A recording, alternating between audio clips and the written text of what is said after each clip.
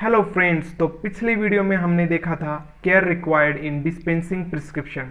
तो आज हम देखेंगे calculation of dose for the children, यानी कि बच्चों के लिए जो खुराक बनाई जाती है वो कैसे कैलकुलेट करते हैं, कैसे पता चलता है कि इस बच्चे को यानी कि जो बच्चा है उसको कितनी डोज देनी चाहिए और बड़े को कितनी देनी चाहिए।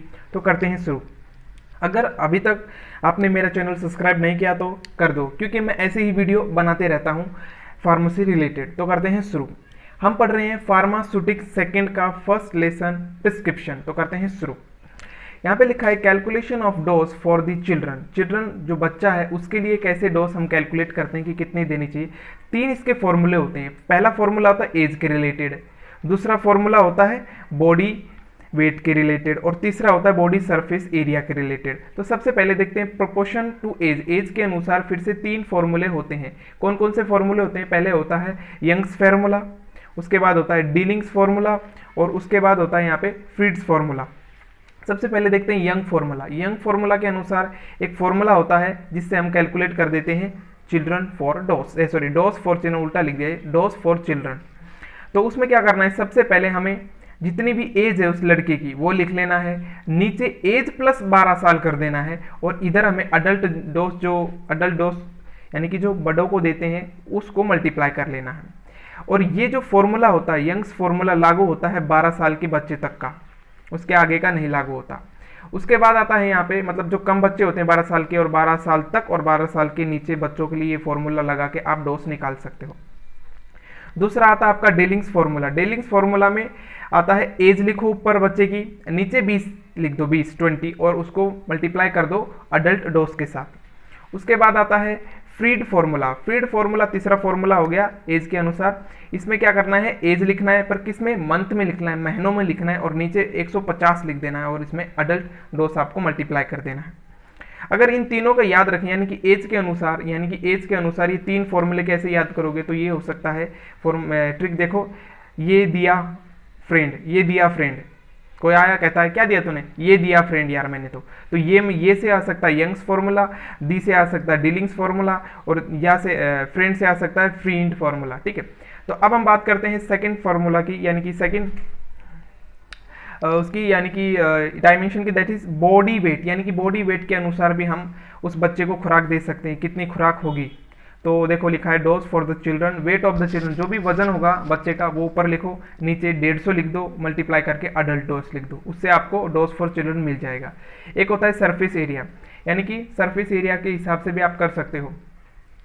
डोज फॉर चिल्ड्रन आपको लिखना है ऊपर सरफेस एरिया, उसको फिर मल्टीप्लाई नीचे डिवाइड कर देना है surface area of the adult. Adult का सरफेस एरिया 1.73 मीटर होता है और उसको अडल्ट डोज से मल्टीप्लाई कर देना है। अब हम आपको एक एक क्वेश्चन दिखाते हैं, आपको अपने आप समझ में आ जाएगा। क्वेश्चन से समझते हैं कि what will be the dose for a children of 5 year, दिख नहीं रहा इसमें 5 ईयर है, if the adult dose of drug is 400 milligram. यानी कि अगर अडल्ट जो डोज है वो 400 मिलीग्राम देंगे तब उस पर असर करेगी। ठीक है, तो वही डोज, वही दवाई 5 साल के बच्चों को कितनी क्वांटिटी में असर करेगी वो दिखाना है। तो according to the Young's formula के 5 साल से छोटा है।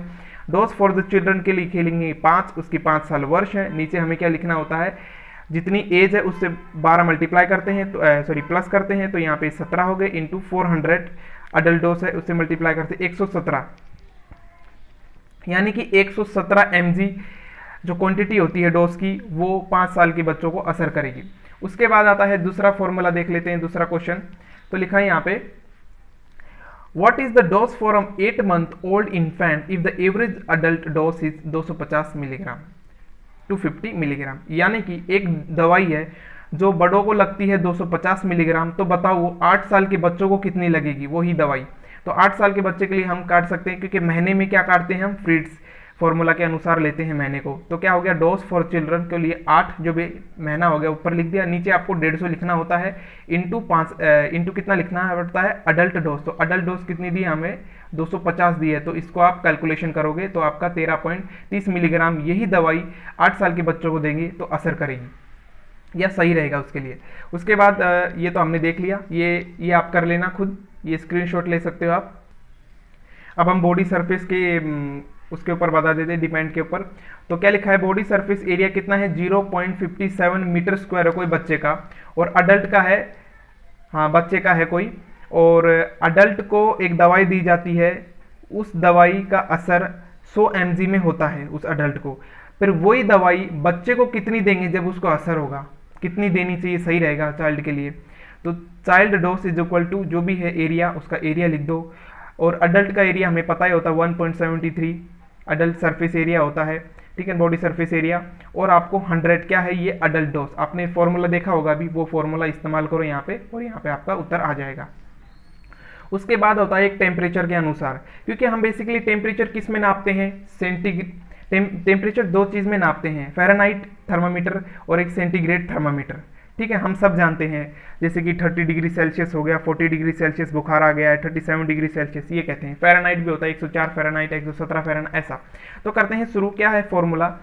आपको अगर ये फॉर्मूला है 9 degree Celsius equal to 5 multiply degree Fahrenheit minus 160, ये आपको फॉर्मूला देखना है, अच्छी तरह से इसे लर्न कर लेना है। डिग्री इसको कहते हैं डिग्री सेंटीग्रेड और इसको कहते हैं डिग्री फ़ारेनहाइट, ठीक है ना। एग्जांपल से समझते हैं, हमको लिखा है कि कन्वर्ट करना है हमें 120 फ़ारेनहाइट को डिग्री सेल्सियस में, तो ये फॉर्मूला इस्तेमाल कर सकते हो।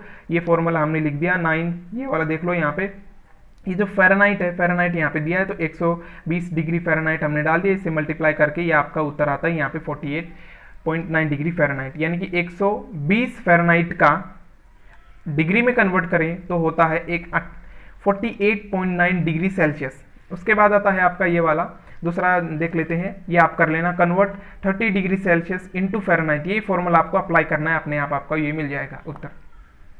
तो कैसे लगी ये वीडियो, अगर ये वीडियो पसंद आए तो इसे लाइक कर देना, और अगर आपने अभी तक मेरा चैनल सब्सक्राइब नहीं किया है तो आप सब्सक्राइब भी कर देना, क्योंकि मैं फार्मेसी रिलेटेड वीडियो बनाता हूँ। जब तक के लिए आप ये पढ़ लेना, जब तक दूसरी वीडियो ना आए, जब तक आपको ये पूरी तरह से आपको प्रैक्टिस कर लेना, ठीक है। तो कल मिलते हैं एक नई वीडियो के साथ, थैंक यू।